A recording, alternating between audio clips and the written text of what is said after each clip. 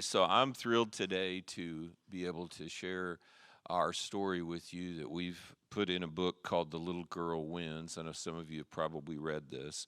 Um, but our story begins in, um, really in 1971. I was 17 years old, and I was a very selfish, out of control young man. I grew up in a home with great parents, very loving parents. And the one thing that was lacking in my life was discipline. My mother had bought into the pop psychology of the day that kids didn't need to be disciplined, and so I ruled the house. And I'm the youngest. I have two older sisters, and my sisters loved it when I came home from the hospital. We lived in this little bitty small like 3-room house. We all shared a bedroom, and so they laid me in the bassinet, and my oldest sister, Patsy, would walk by and throw Tonka trucks in the bassinet because in her disdain of me being there. Uh, and I haven't got over it yet, so I'm triggered right now. Um, but in 1971, I was doing everything that I could to hurt everyone that loved me and doing whatever it was I thought would satisfy the pain in my heart of nobody identifying for me what the ditches were. And I was in the ditch all of the time. And I was partying and doing what I did back then, using drugs and alcohol and out of control. And I was dating a girl, and really it wasn't more dating as that we were partying and we'd end up in the same bed at the end of the night. And one night she came to me and said, "I'm pregnant."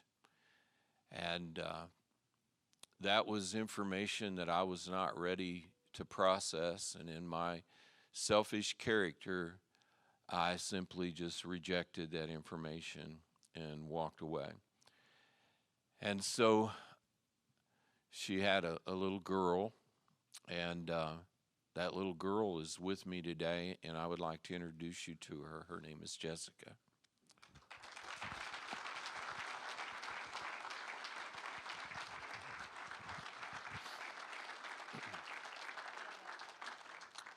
Did you turn it on?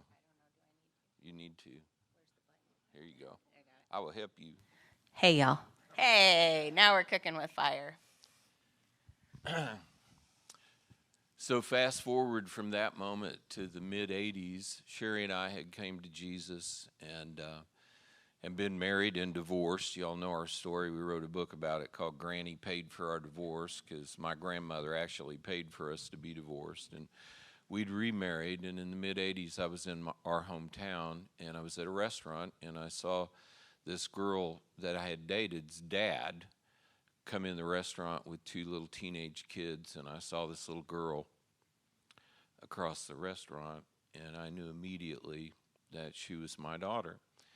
When Sherry and I were first married, she had asked me the question. She said, "Well, you're not going to have some kids showing up or something, are you?" And I said, "Well, maybe." And so when I saw Jessica that day, I called Sherry. I had to find a pay phone. For those of you that don't know what that is, we'll explain it later. Had to find a pay phone and called Sherry, and I called her and told her, I said, "I saw this little girl today, and she's my daughter." And so we started praying and asking the Lord what to do. And the answer that we received was wait. And so we waited. In 2000, so that was the mid '80s. In 2009, I was preaching in St. Louis, Missouri, at a large church there. There's 5,000 people there, and I told the story about how Jason, when Sherry and I were divorced, that he prayed for his daddy to come home.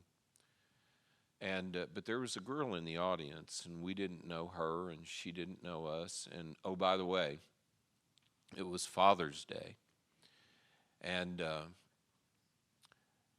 and this girl, she was so impressed with what was going on that she started to communicate to her big sister on the East Coast. And when she got out of church, she called her on the phone to tell her all about the great music and the stories and all the people that came to Jesus and all of these things. And finally, her big sister says, well, tell me this man's name, and I'll look him up. And she said, his name's Jimmie Bratcher. So my sister didn't know, but I knew 3 things about my dad. I knew his name was Jimmie Bratcher. I knew he had long curly hair, and I knew that he played the guitar. I didn't know anything else. And so she's texting me, blowing up my phone, and she calls, and she's like, hey, his name's Jimmie Bratcher, and I dropped the phone. And when I recovered, I said, do you know who this man is to me? And she says, no. And I said, that's my dad. And there was this long pause, and she says, well, what are you going to do? And I said, nothing. I'm not going to do anything. He's never been a part of my life. Why would I want to invite him in now? Now, later, she told me she thought I threw the phone once she found out who he was. But that's where it stayed. And I put it back in the daddy box, locked way down inside of my heart, never to be opened ever again. So about 8 months later, my father-in-law, who had taken on a lot of those daddy roles, because our need for daddies don't ever go away just because there isn't one, right? And he was dying from COPD, and he was breathing his last, walking into the arms of Jesus. And you ever have one of those loud moments with God where you really let it all out? I was having one of those moments. In the silence of that hospice room, my heart was screaming at him, how dare you? How dare you take him away from me? I have never had a daddy, and he has filled this, and now you're taking him, and who is going to be my daddy now? But little did I know that God had other plans, because a year, almost to the day later, I got a Facebook friends request from Jimmie Bratcher. On February 13th, 2011, Sherry and I were in Christiana, Pennsylvania, and I was getting ready to speak for the 9th time that weekend. I don't know about you, but that's a whole lot of talking.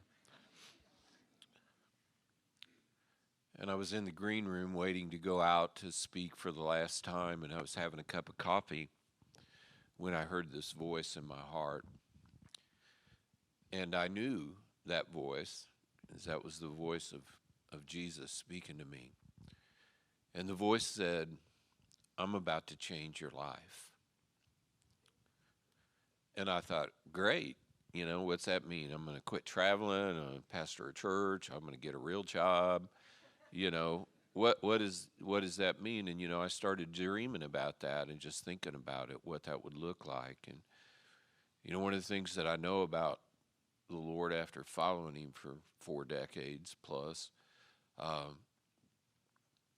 is that we never can outdo him when it comes to dreams. I mean, he's always got something that goes beyond what we could ask or think. And it bypasses all, you know, it's just amazing. That's why we say amazing grace. You know, it's like how only God could come up with a plan like that. And so I preached that service, and we got in the car and started to Philadelphia to the airport when I got an email from Jessica's mother. And it was the first time that I'd heard from her since 1971. And the email said this. It said, it's overdue that you should meet your daughter and your grandsons.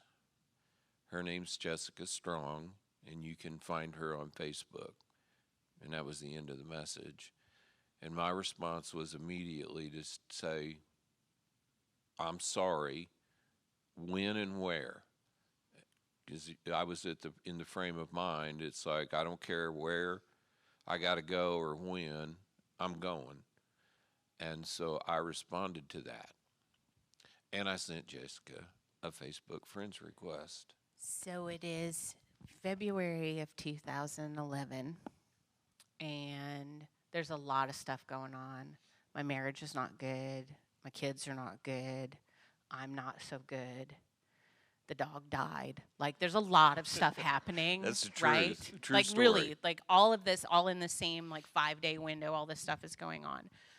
It's the Daytona 500. My husband is a NASCAR guy. I opened the computer because Facebook was not on our phones yet, for those of you who remember that. And I get this friend's request. And my husband, like, y'all NASCAR people. Are any NASCAR people? Y'all know, like, Daytona is the Super Bowl of NASCAR. He's got his wings, he's got his chips, he's got his, all the things are all there, and I am silent, right? And I'm like, baby, there's I need you to take a look at this. Woman, the race is on. No, it's really important. I need you to take a look at this. And he takes a look at it, and he said, isn't that your dad? And I said, yeah. And he said, what are you going to do? And I said, nothing. And I closed the laptop. I set it on the couch. I got in the truck, and I drove into town to buy I don't know what for I don't know what. I don't remember the drive. I remember that I came to in the parking lot with a car full of stuff that I don't know what it was, with tears streaming down my face, and my mom messaging me frantically, call me. Are you okay? Call me. Well, she called, and no, I'm not okay. What is happening? Why is he messaging me now? What am I supposed to do with this? Why is this happening? I'm completely hysterical. My sister's calling me. Are you okay? Are you okay? And both of them, mostly my mom, said, you don't have to do anything with this if you don't want to. You don't even have to answer. It's totally up to you. And that's what I wanted to do, was nothing. But what I realized is that God was asking me a question. Do you trust me? Do you trust me with all those daddy things? That box. So I went silent to him. I didn't talk to anyone outside of a very close circle of people for about 3 weeks. And what were you doing? Nothing. No. Slacker. No, what happened is that as soon as I sent that Facebook friends request, the realization of my choices came to live in my heart, that I had abandoned a child. And I went into what I can only describe as the deepest grief that I'd ever experienced in my life. You know, the Bible tells us that there are times when we go to pray and all we can do is groan, and somehow God interprets that. And every moment of my day was consumed with her. And when I'd wake up in the morning, the awareness of and the weight of what I had done and her were on my mind, and I was able to just eke out a 3-word groan. Oh God, Jessica. So for 3 weeks, I had to make a decision. What was I going to do? Was I going to trust God or not? Was I going to say yes or not? And it's like the story of Gideon when God asked him to go take on the Midianites, right? And he's got 30,000 and the Midianites have 300,000, and God keeps cutting down the size of Gideon's army until it's 300, and so it's like this one dude going against like 500 dudes, right? And I'm that. God has peeled away all the things. There's nothing but this conversation between he and I for 3 weeks. Do you trust me? Do you trust me? Are you willing to give up your pain and all of the reasons why you were orphaned and abandoned and neglected and unwanted and unloved? Are you willing to give up all of those wounds for what I'm offering you? That's the question he's asking. And I decided, yes, obviously, here I am. And I sent an email, and I said, the woman in me wants to know where you've been and why now. The little girl in me wants to run to you with arms wide open. But you know, I dealt with my feelings about you a long time ago because I knew you'd never see me dance. You'd never see me graduate. You'd never walk me down the aisle. But you're here now. Thanks for showing up. So when I got that email, I was at Daytona. The band and I were doing concerts at Bike Week, and we were staying in the house of an old biker dude named Drifter. And he had no furniture, no groceries, no nothing. So it was quite the experience. It Rustic. was rustic, yeah. It was definitely. And all I had was my phone, and I took the next 5 hours to write an email to Jessica, which, by the way, if you read the book, all of our emails, all of our texts, word for word, that we use, the words that we used with each other, are all there in the book for you to read. And I answered as many questions as I possibly could, but I wanted to talk to someone. And the person I wanted to talk to was that little girl. I wanted her to know how sorry I was. I wanted her to know that I knew the mistakes that I'd made. And I wanted her to run to my arms. When I closed the email, I simply said, Jessica, I hope that the little girl wins. Out of all the arguments, out of all the pain, out of all the regret and all the grief, I hope she's the one that wins. And so we started communicating. You know, a lot of times in church it don't get this real and raw. And you normally don't have a grown man crying on the platform unless Doug breaks something loose, you know what I'm saying? Unless he pulls a hammy or something, you know. So we started communicating, and it was a full-time job. Texts and emails from the time we woke up, like from eyes open, not even out of bed yet, until eyes closed as the end of the day rolled around. And it was just, hey, what are you doing today? Hey, that get to know you early conversation where you're just asking all the questions. One of the first questions she asked was, does your family know about me?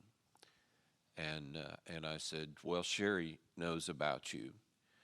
And Sherry's response was, you know, Jimmie, we have a great life. We have a great marriage. We have a great family.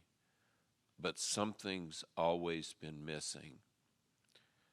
And Jessica and Leroy and the boys are it. And because Amanda was my daughter Amanda was our personal assistant, I felt that I needed to tell her, because she would have opened up one of these emails and said, what the heck is this? And Amanda said exactly the same thing that Sherry said without knowing what Sherry had said. We've got a great family. But something's missing. And there it. And Jason, our son Jason, he said, well, you know, I heard all those crazy stories about mom and dad, and I'm surprised this hadn't happened before now. So on March 8th, I told Jessica that week, her first email came on March 8th, and I told her, I said, we're on the East Coast. I'm preaching in Augusta, Georgia on Sunday, and she lives outside of Washington, D.C. And if you would like to meet Sherry and I, just name the place, when and where, and we'll be there. And so she picked out, Leroy was working a couple of hours south of their house in Charlottesville, Virginia. And she picked out what came to be as the loudest restaurant in Charlottesville. So loud. It was so as a little bitty. It was a little bitty restaurant with great big volume. Yeah. I think everybody in there was screaming. Maybe. But so we pull into the parking lot, and there they are. And I have to tell you about Leroy. Leroy Strong, First Sergeant, retired Marine Corps Drill Instructor of the Year, Leroy Strong. And I look at him and I go, he's packing. But I had made up my mind that I wasn't going to speak until she spoke. You parents know what that's like. You going to say something? Yeah, we got to talk about the van. Oh, okay. Because he comes around the corner and we're standing there in the parking lot. They know about the white pearl. He comes around the corner in the hippiest hippie van I have ever seen in my life. If it's parked in a Walmart parking lot, no woman is coming within 500 yards of it because you know the van, right? And they come around the corner and I'm thinking, they're hippies. They're hippies. Oh, okay, we'll roll with it, see how it goes. But I'm also re-examining my heart. Because at that point, I wanted to give him all the anger and all the hurt and all the wounds that had been made by his absence. Every time I knew that I was different than the other little girls. Every time there was a daddy, daughter, anything, and I didn't fit in anymore. I wanted him to feel that anger, that wrath. And then something miraculous happened because I'm digging around, looking for it, but it's gone. In my willingness to say yes to God, those wounds were healed miraculously, instantly, they're gone. And so he gets out of the van, and I'm looking in the mirror after thinking I looked like my mom my whole life. Boy, was I wrong. And we threw our arms around each other. You're getting ahead of yourself, Well, your sister. it's the good part. Okay. Go ahead. Go ahead. He's bossy. We're making up T-shirts for her that say, I am the boss of all things bossable. 'Cause I am. So I wasn't going to say anything until she spoke. And you parents know what that's like. You want to hear your kids' first words, right? We hadn't talked on the phone. There was no communication like that, no verbal communication. And I always tell people, it's like, I don't use words like hi or hello and a greeting because I'm too cool for that. And, I'll do something like, hey. And so we get out of the van, we walk up, and we're standing there, and I'm looking in the mirror, and I'm waiting for her first words. So I walk up, and I look at him, and I say, hey, I'm a hugger. And we threw our arms around each other and wept. There you go. Now you're back in place. And at some point, either Leroy or Mom says, hey, we should go in. We have reservations. So we went in and sat down, and Sherry had picked out a gift for Jessica, which was very special to her. And Leroy. Leroy had to have a T-shirt from Daytona, And we knew, Sherry and I knew that the one thing, I have a cousin that went through a similar experience, and I called him and I said, I don't know what to do. What do I do? And he said, well, just know it's all on her terms. You can't make any demands or have any requests. And I asked the Lord, and I said, Lord, I don't know what to do. I'm a strategy guy. I got to have a plan. So what do I do? And you know how God is, he's going to give you an answer consistent with his nature. And he said, Jimmie, you love her. That's what you do. And I knew how to do that. And we walked into the restaurant and we sat down and I said, you know, we don't want anything from you. Sherry goes, yeah, we're just glad that you would even take this time to meet us. I said, but sometime when you're ready, whenever you would like, I would like to ask you to forgive me. And she reached across the table and grabbed me. So I reached across the table, and with 100% honesty, I could look at him and say, we can't change the past, but you're here now, and we're cool. She was a hippie too. Secretly. Genetically. I don't know if that transfers or not. I think it does. And so we started our relationship there. Do you want to say something? I was going to talk about Leroy. Okay. Yeah. So, you know, Dad mentioned a little bit about Leroy. He's a Marine. He is a Marine's Marine. And he, sitting in that restaurant, says, or sitting that night after we go back to the hotel. We went into the hotel with you guys to talk. For several hours. Where my introverted Marine's Marine, always on guard husband poured his heart out in front of them, to them. And then we get back to where he's staying, and he says, we should take him to lunch tomorrow. And I'm looking at him going, I don't know who you are. But okay. So we did. We took them to his favorite lunch place. And then something else miraculous happened. He says, you should take him to the house to meet the boys. 2.5 hours away where he is not going to be. And I'm thinking, he has lost his mind. But that's what God does, right?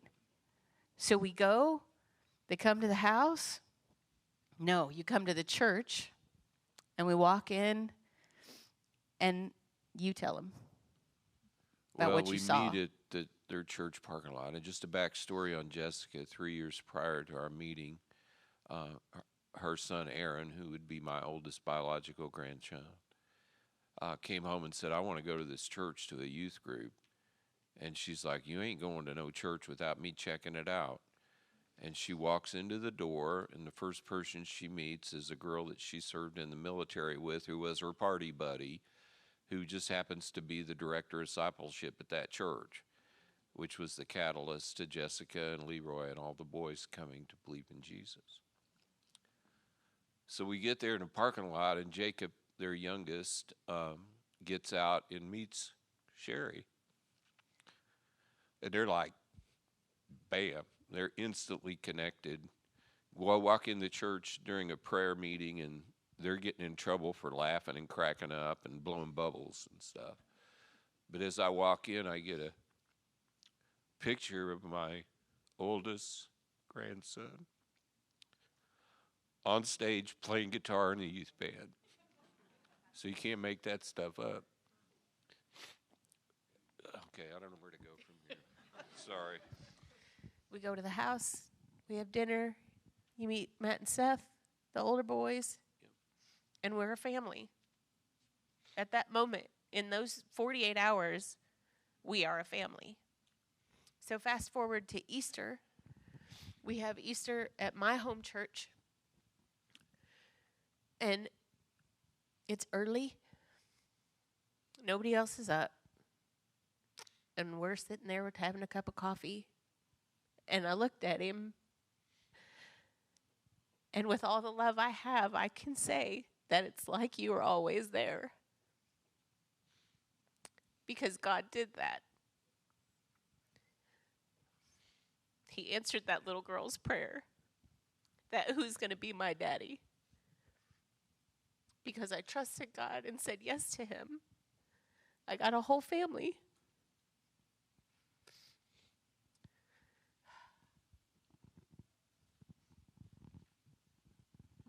Psalm 68, verse 6, 5 and 6 talks about God's character in a way that really describes his desire for us all. It says, speaking of his character, it says, Father to the fatherless, defender of widows. This is God whose dwelling is holy. God places the lonely in families. He sets the prisoners free and gives them joy. For my religious mind, I assumed that I qualified for the blessings of God from the moment that I received Jesus forward in my life. And it was beyond my comprehension to realize the fact that God's not bound by time, that he would willingly reach into my past to a time where I didn't serve him or regard him in any way, shape, or form, and do what he does, and that's redeem. I had put a limit on him that he lovingly blew away out of my life and reached back into my past and said, I'm gonna do something with this. And so we became a family, and we just started living life. The first time that Jessica and the boys and Leroy came to our house, Sherry prepared our house with a big banner. She found out all their birthdays and made bouquets of balloons with all their JIMME colors for their birthdays on it. And it was immediately like we were home. Jacob runs through the screen door and tears it up. Aaron clogs up the toilet. Jason immediately gets middle child syndrome Yeah. because he's no longer the oldest. That's right. And but in my heart, I still had this overwhelming regret. And we were talking at the house. Leroy and the boys had went home, and Jessica stayed over for a few days. And Jason looks at me and he says, Dad, he says, you've got guilt and shame about this, don't you? And I said, no, Jace. I said, I know what that is, and I'm not gonna let that have that power in my life. I said, but you just have to give me regret. And they attacked me like a pack of wolves on a piece of meat. And finally, Jessica just says, look, I'm not going to live my life like that. And I don't expect you to live your life like that. So you need to get over it.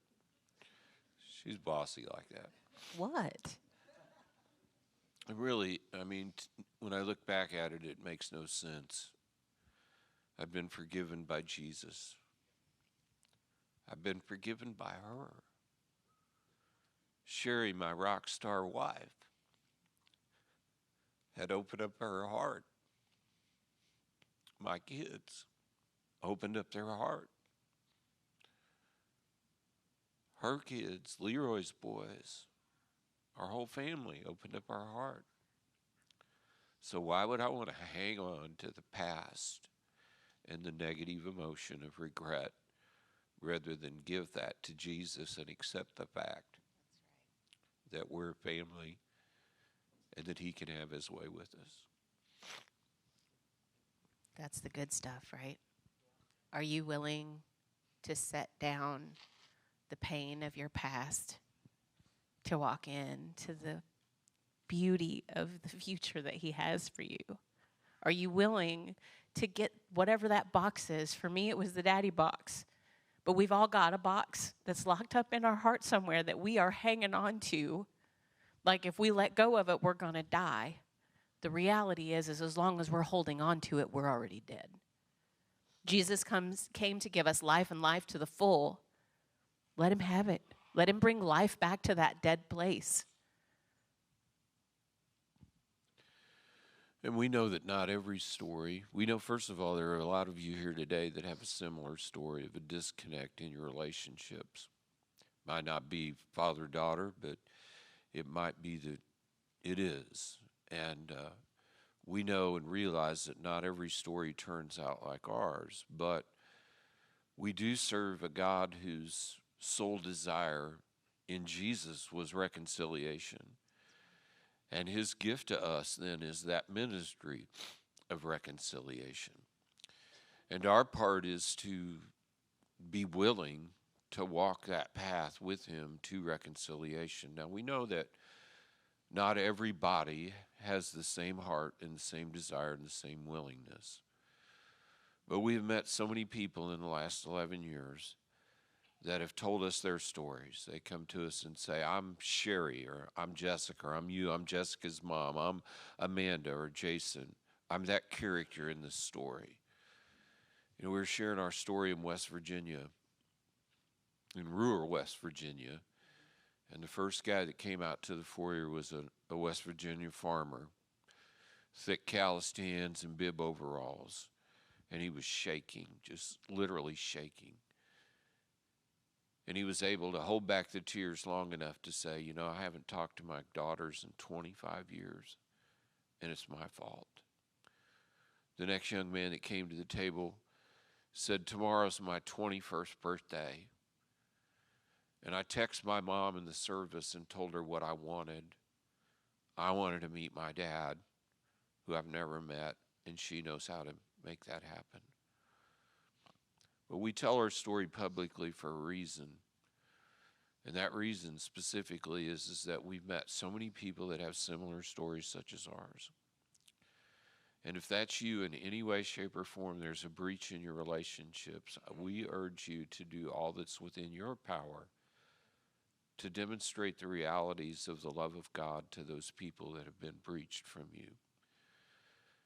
We simply just ask for you to do something. What? We can't answer that question. It has to be between you and the voice of God that tells you the answer to that question. For some of you, it will be nothing. For some of you, it will be like Sherry and I, wait. But for some of you, it'll be make the call, do the research, ask for forgiveness, receive forgiveness that's been offered.